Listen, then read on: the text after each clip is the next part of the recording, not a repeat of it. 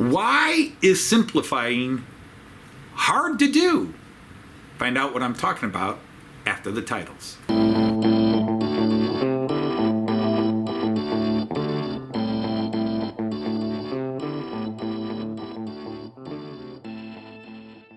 Hey everybody, Anthony Dodge, Märklin Outsider, the Märklin Outsider.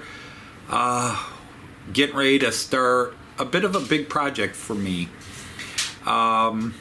It's Friday, about an hour and a half after my live stream, and I put on my work shirt and jeans, and I'm about to crawl under my table and clean some stuff up and work my way, because I am going to be replacing a bunch of turnouts on my layout with double slips. I've talked about this in my live stream.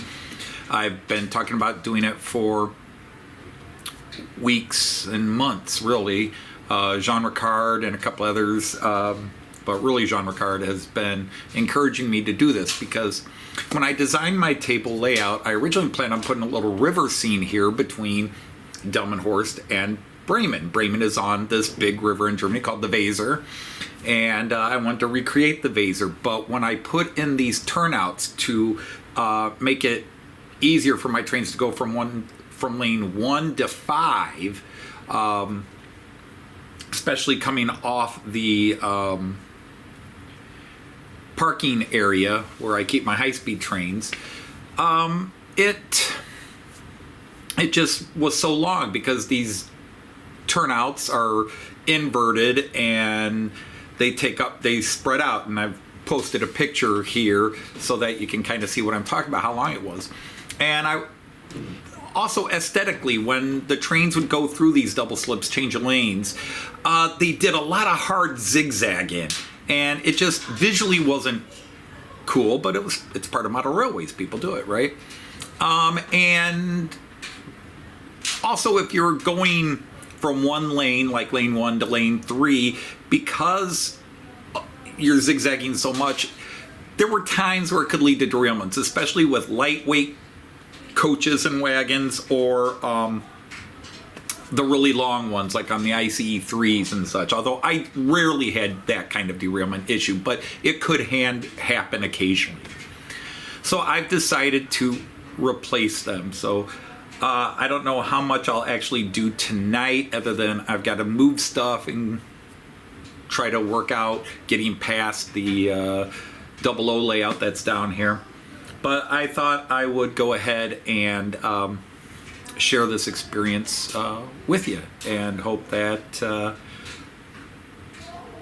you think it's interesting enough, because these double slips are promising to be several bonuses. And, well, let's put them in and find out, and I'll show you what I'm going to do along the way. All right, let's go to it. So I am getting ready to start the process. I've got to take this group of double slips, and then they're going to go in right there, and that hopefully will give me enough space that I can run it all the way up and hook it up to lane 5. 1, 2, 3, 4, 5, and that will allow me to take any train off of there and go. Technically, I don't need to hook to lane 4s and 5s. I usually won't run my high speeds, but my ICE1, which is the shortest over there, I do occasionally run on the inner loop. So, and I'll just be a nice consistent power flow too. But I have to take out these turnouts here and those turnouts there, because it's replacing them all. And I'm going to leave those in place up there, although technically I don't need them, but they actually do a nice job of maintaining the lines. Now, to do that, people wonder how I'm going to reach there. Well, I have my access point right here. I've got to take all these buildings off, but I got to get the trains out first, get everything out of the way. Probably need to move the container freight train. Don't know about the railjet. But to access that, I have to go under here and through that little bit. So I have to crawl through there with the little 00 display. I have to crawl through here, and I don't know how well you can see what's in there. but all kinds of stuff that I'm going to have to move to get through there. So let's get started. So, upset. Watching Pete Delph Junction. Pete and Sue. So there's the little hatch. I'm in the hatch. I built this after I lost a lot of weight a few years ago. And so yeah, I'm now inside. There's not really an easy way to show where I'm at, but there's a frame inside. So now I gotta start taking out all these turnouts and put all those double slips in. Okay, so just to give you a quick step of what I'm doing, I've just put the first double slip in, and obviously I'm going to have to adjust because the piece that was in here with the old track going, I'll have to find the right size piece there. It's probably going to be a combo of two of the small pieces. Anyhow, I've always bragged about how I don't have to do drop wires. Well, I do have to do drop wires now because these have working lights on them. And so I am drilling holes to drop these down to eventually power them up so the lights work. But the actual mechanics, the motor and decoder all connect into the track here. You can see all that. So I don't need to do anything. If I were just having these on decoder and not running the lights, I wouldn't need to do drop wiring. But that's the cool thing about the Märklin C-Track system is everything is just under the track. And unless you're going to run lights, you don't even have to do drop wires. But I'll be doing that across here. And then I have to take all those out. And then from that point, fortunately, that is an even point. All the 3-track right here, right where that turnout starts, those are dead even. So from that point on, I should be able to get a flow here. It's just how this is all going to play out. These 5 lanes in this area, it's going to be a lot of readjusting of track. And then even heading into turnouts, there's already a bit where this is just off a bit. That's not going to be a big deal. I can adjust it, and you do get a few millimeters of play in the C-Track. Okay, so that's what I'm doing. Next one, when I have these all in. Okay, so phase 1 is complete. The double slips are in, but you might see some things are not lining up. I'm going to have to go back here and adjust. I've got it all torn back here, so now it's just, I want to get the 3 outer circuits done because this will be, quote, the easiest. Other than, again, you can see this comes in. It's a little offline from that, which means I have to adjust this curve. Going around, it just means maybe finding a 188 and putting in a 172. I guess I'll take a minute and explain nomenclature. Märklin C-Track comes in pre-cut sizes that supposedly make their algorithm perfect. The 2 standards are a 172 and a 188, which makes 360 because everything's based on 360 millimeters. You have longer ones. You have 236s and 229s. This is a 236. So the number I'm giving you is the length in millimeters. So 236, there's a 229, 188, 172. There's actually a 360 piece. And then there are a series of short ones. There are 71s. Well, let's go in order. 64, 71, 77, and 94. And supposedly any combination of those will get you within a millimeter or two of any non-algorithmic based design. So as you can see, those are all even. So those should flow into here, and it's just finding what combination of pieces. So I'll just do 360s until I get to the end and then make adjustments going back. In here, it's going to be a little trickier because I have to adjust these curves and shorten things out. And I don't know if I have enough of my shorts. I probably should have bought, I have basically a full box each plus what I'll be pulling out of here. But so that's kind of the Märklin algorithm. So this track has to come up to here, that track has to come up to here, and then that track comes up to there.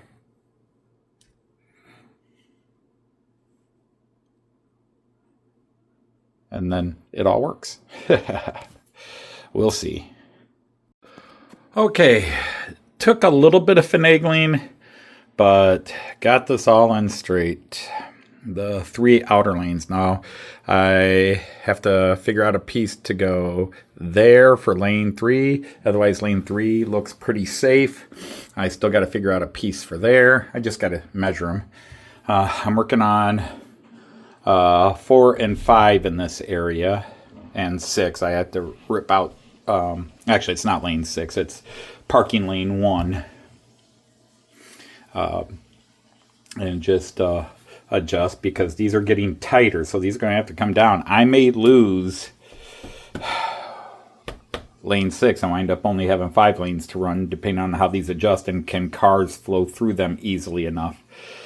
We'll find out, but at least I've got all the way straight down through here into the double slips, and then other than I just got to measure what piece there, and then if I have to, I'll rip back until I can get the right mathematics to fit there.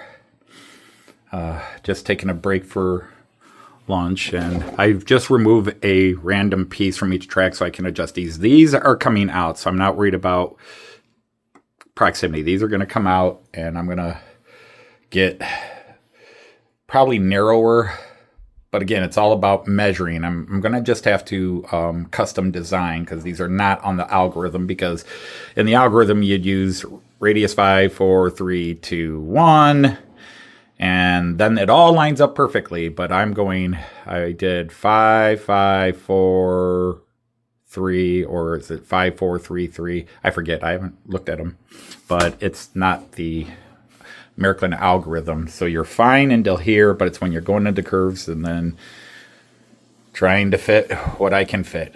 But a lot of finagling, a lot of readjusting, because everything gets shifted, and that sets off the parameters. Okay, so I realigned this, ripped back some track and got it in, so it's as close as it was. These are all in. All this area has been now complete into the curves on this side.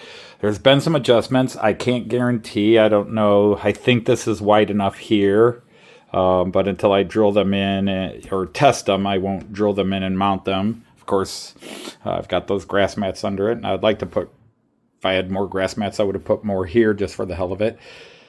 But it's all connected here. So I actually have 3 lines that are still able to be run, but over here now. But I'm going to get out of this little square I'm in and work from over there. 1 and 2 are good.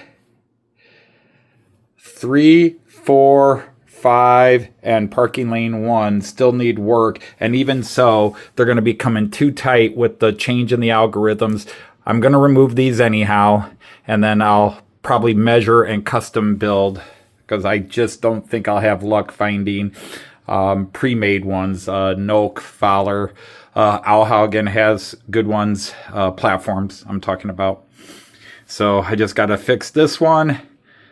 Well, these 4 here, and we'll see how easy it is. But I'm trying to readjust because some of these had quite a wobble in them, so I'm trying to fix that. But as you can see, as these come in here, now this is actually pushed out a bit because it is up against this platform. It is just completely on that platform, which you don't want. So I'll have to go with shorter platforms now because I've adjusted. I'm a little worried it's tight here, but these are 2 parking lanes. But as you can see, this guy just overhangs a bit, but I think it should be okay. But once I take this out, this will adjust as well. So once I get all these platforms out, it'll allow me to straighten the track up. But I'm not going to do that until I have the circuits filled to where I want them, and then I'll start taking the platforms out. So I don't know if I'll get to that today or Monday. I just want to have the tracks able to run in case I decide I want to run. I'm going to apologize a little bit. This is, I think, 3 hours after my last installment. but I got that part in, as you saw, and I still had an area over here to do to fix all the track, but I got all that done. And so I sent a couple of pictures to Jean Ricard because he was one of the people motivating me to go this way, and I'm really glad he did. I've got to admit that. I'm really glad I did this. There's a lot of reasons, which I'll kind of do in a wrap-up talk. But what I did was I then came over here and filled the gaps here. Now, you will notice that these things are not really lined up well because I'm squeezing them in and about because I have to remove these platforms, as I was saying in a couple of videos. And I'm tired. So I'm not going to remove those right now. And then I'll have to custom make new platforms. Like this one is actually the platform's in at an angle, so you can see it's really tight here and really wide here. As I was trying to straighten my track out. And as you can see, the gap here is very true until it starts to curve. And the gap here isn't well, but that's because this one needs this moved this way a bit, and then it'll spread out. And then this one needs shortened, so I can push this one back where it should be. But these, I've fixed some problems, just not completely eliminated them. But anyhow, so I then went over to my Central Station 3, and one thing found out is that the manual for the double slips actually suggest the wrong wiring. And I say suggest because they don't technically say put the wire here, put the wire there, but the picture seems to imply that. So I had to go back. Unfortunately, Jean Ricard confirmed my worries that I had actually wired these backwards because the wiring was different than the regular turnout. So I don't know why their manual for the double slips was vague in that regard, but we did wire it the right way. And then I went over there and they're all working. We've already tested them, but I'll add some video of showing them in action at the end. Now, the cool thing is, if I can step you over this way, is I took out 7 or 8 decoders, and then I reused some of the decoder, or 7 or 8 turnouts, and reused some of the decoders. The double slips come with their own motors, but I still needed decoders. So all the double slips that had their own decoders, where I have both motor and decoder, are here. So I have 4 spare decoders and 4 spare motors. Actually, I have 2 more spare motors over there. This is one area of my layout that I have never motorized or digitized. I have 4 turnouts that need 4 motors and 4 decoders.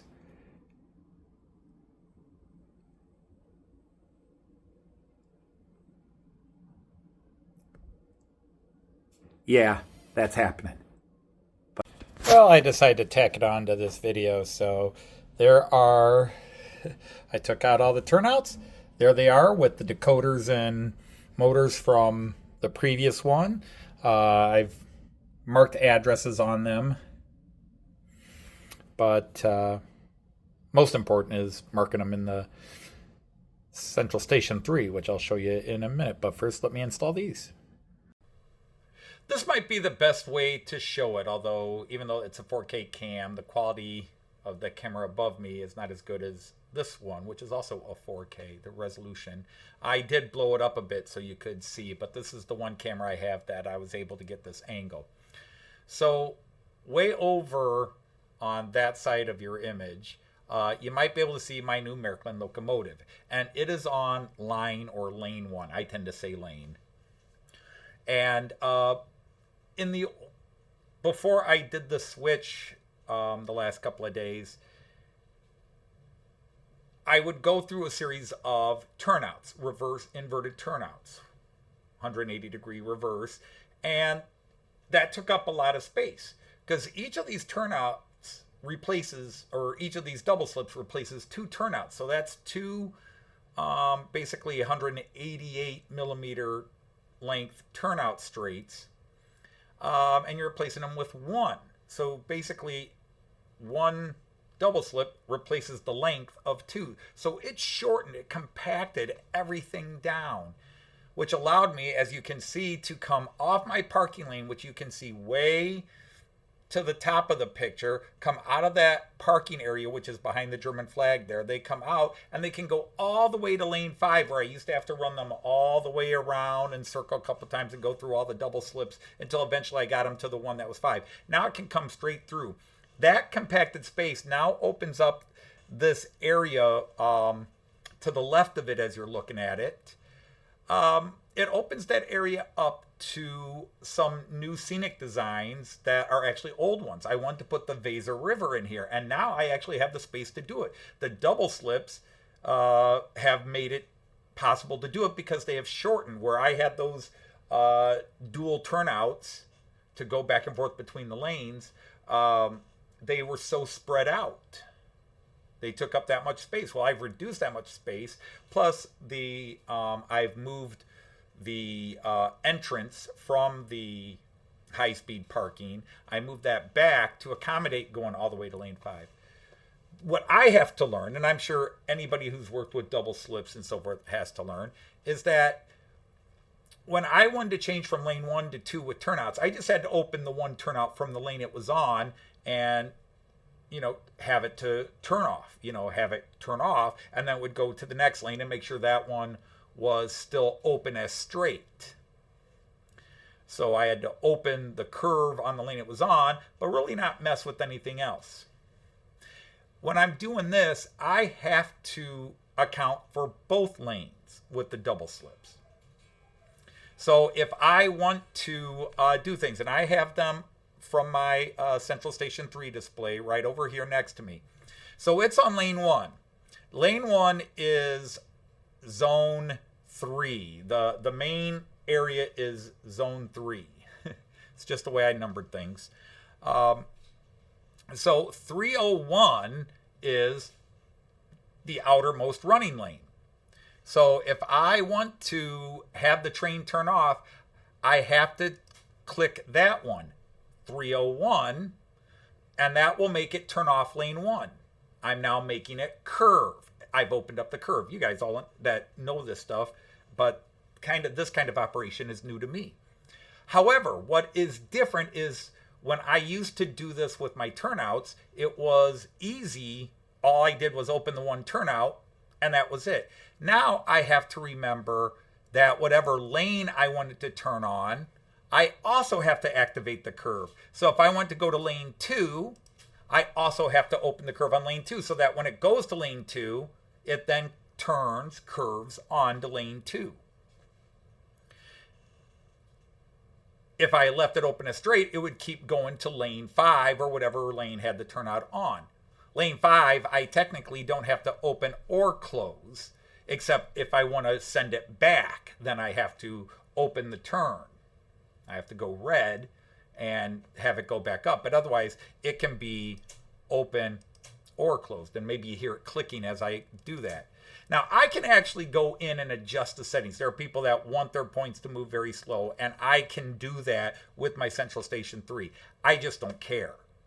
To me, the faster it goes, the happier I am. Just, it's done, but it's not realistic, obviously. But who cares? Those people who care. All right, so let's put this guy in motion. And I have now opened the curve from lane 1. So it should turn. And now it goes on to lane 2. Because I've opened the curve to lane 2, so it curves. Now, the other thing I have to remember is once I've opened those curves, once it's on,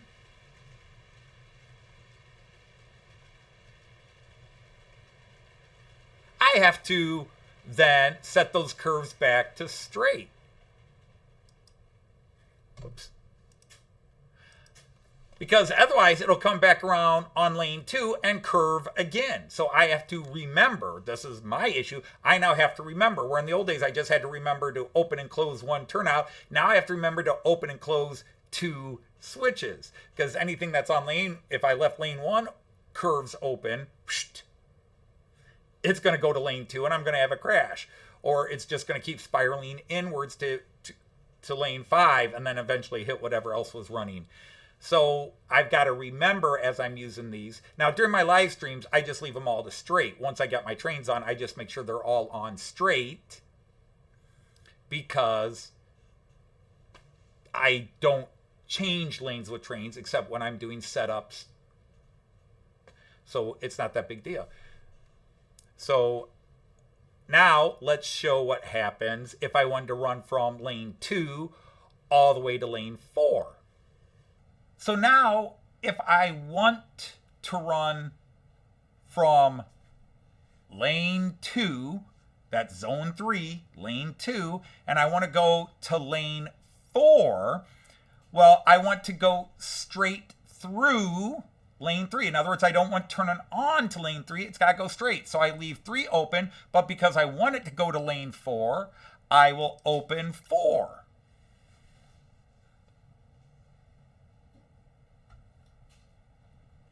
So here comes the train around again.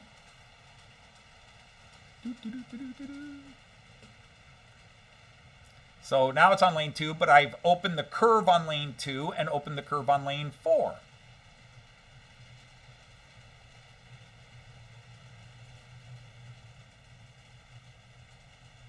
So now it's on lane 4. Now, I could have left lane 4 open and let it go all the way to lane 5.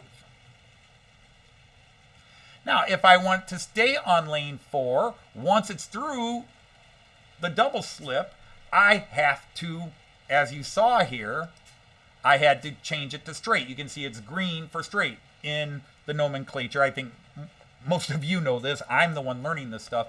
I just assumed it was the Märklin thing. Red was curved, green was straight, but apparently that's true with most things. But now that it's on lane 4 and I want to stay on lane 4, I have to open it to straight. Now it will go straight through lane 4. If I had left lane 4 open to the curve, it would have gone to lane 5 on this loop, but I closed it. So now if you watch, I'm going to click on 304, because it's on 4. So I've opened the curve on 4. So next time around, it's going to change lanes again.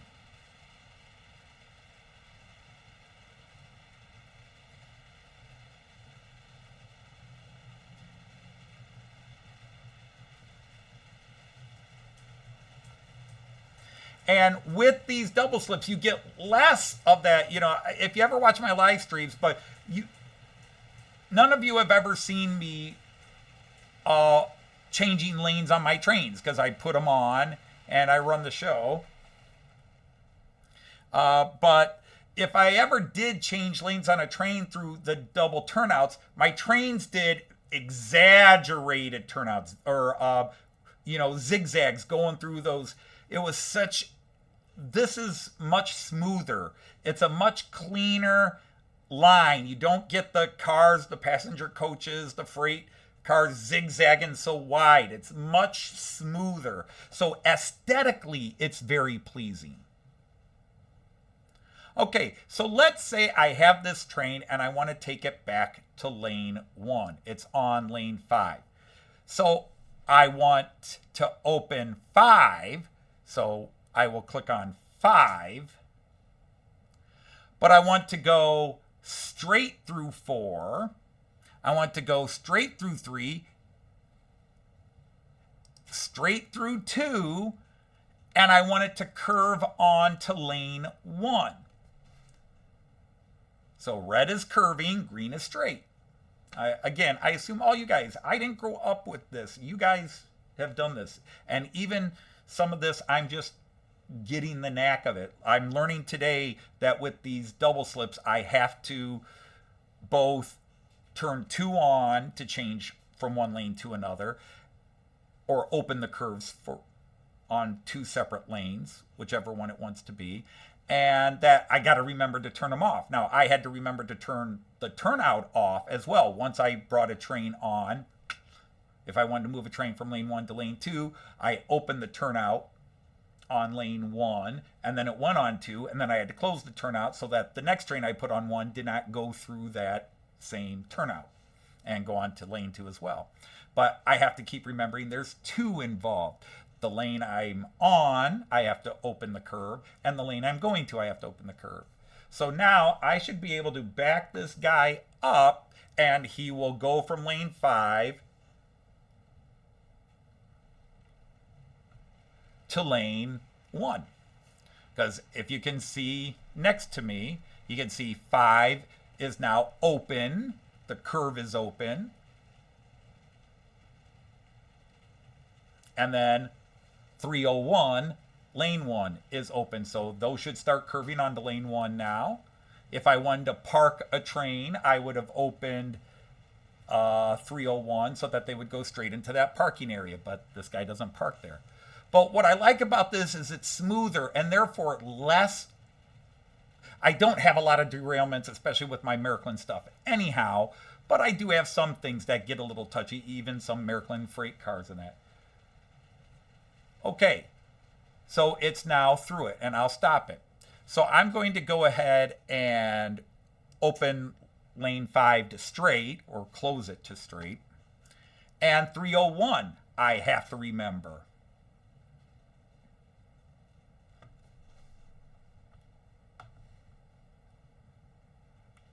And now it should go straight through lane 1.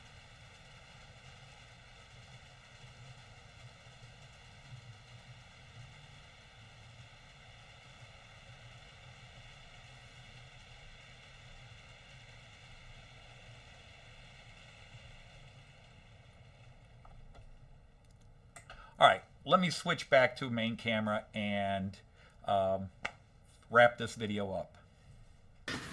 It is now Saturday. I'm still in my work shirt. This is a work shirt. Same one I wore last night. It is Saturday, about 6:30. And I did a little bit of work last night, mostly prepping and getting things ready to go, but still hour and a half, maybe 2 hours. And I got done about 20 minutes ago with putting the turnouts in the high-speed train parking area, or Schottenbahnhof, if you want to call it that. I am thrilled. Aesthetically, it just looks cleaner. The cars aren't doing those big, wonky zigzags through the multiple turnouts when I'm changing lanes. It's a very smooth transition, so aesthetically it's very pleasing.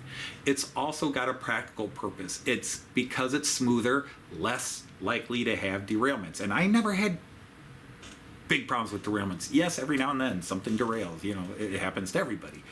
But you know, the Märklin stuff and Märklin C-Track work very well together to avoid these kind of problems. But yeah, when you're taking a lightweight freight car or something, or my ICEs with the very long, and Railjet with very long, if I'm changing multiple lanes, like going from 1 to 4 or 1 to 3, they're going through so many turnouts, zigzagging so hard that, yeah, it can lead to a derailment now and then. Not often, but when it does, it's a pain in the butt because it's in the one place that's hardest to reach, except going through the access hole. So there's a practical thing to it, there's an aesthetic thing to it, and then there is another bonus feature to putting in those double slips, which is that because double slips replace 2 turnouts, it compacted that space. When I first started designing this particular table, I planned on putting a river on the Bremen side to represent the Weser River, which is the big river between Delmenhorst and Bremen. Bremen's actually on the Weser. And when you go to Bremen train station, you have to go over the river. And I wanted to build a river, but once I put those turnouts in and then had to readjust them because of I built that Schottenbahnhof, the high-speed parking area, high-speed train parking area, they just took up so much space. Well, I'm now using half that space. So another benefit out of this, actually 2 additional benefits out of this, is now I can go directly from parking area to lane 5, and it's still half the length that it was with all the turnouts doubled up on each other, because one double slip replaces 2 turnouts and it's half the space. So I'm very grateful to Jean Ricard and others that told me about going with the double slips. We did have some adventures. The manual to the Märklin double slips kind of implied incorrect wiring. Now, I did talk to Jean Ricard, and he said, well, it doesn't technically say wire it here, wire it there, because they're trying to show you this connection. They're just saying those 2 wires are, but boy, it sure made it look like brown here, red here, but no, it was red here, brown here. So before I did everything, we realized, but I thought it was weird because it was wired backwards from, the suggestion seemed to be backwards from the other turnouts, and Jean Ricard said, no, they should be the same. So I had to take them back out, rewire them, put them back in. But it's very cool. And now, where I used to, when I wanted to park my high-speed trains, I'd have to walk over there, open up the correct turnout so it can pull into its space, and then close it and open up the next one. If I had 2 or 3 out, they all had to go through those spaces. And so I had to do it manual. Walk over there, come back here to control the train, walk over there, or I would use my tablet or phone and use the app control. So, but still was a hassle, you know. Now I can sit here and control all those turnouts. So now all the turnouts on my table, except for the 3 ways, are digital and controlled from the Central Station 3 or the computer or tablet or what have you. It's all in there now. And I've tried to show you all that. So this turned out a much longer video, but I had that bonus where I got rid of 8 turnouts with decoder and motor and only needed 4 of those decoders. The double slips came with their own motor. So 4 extra decoders, and I have exactly 4 turnouts that needed decoders and motors, and I had plenty of spare motors as well. Yeah, it just made sense to do it. So I did it all. But it's been a long couple of days now, and I'm tired. But hey, I actually did some work on the layout. So for those who say you never see me work on the layout, well, here's some pictures of me working on layout. So I hope you enjoyed it, and I will probably do a updated video, hopefully a quickie, just explain the Märklin track algorithm and how it all works. So until that video, or we get our next song out, I want to say Auf Wiedersehen, tschüss, and happy trains. Take care, everybody.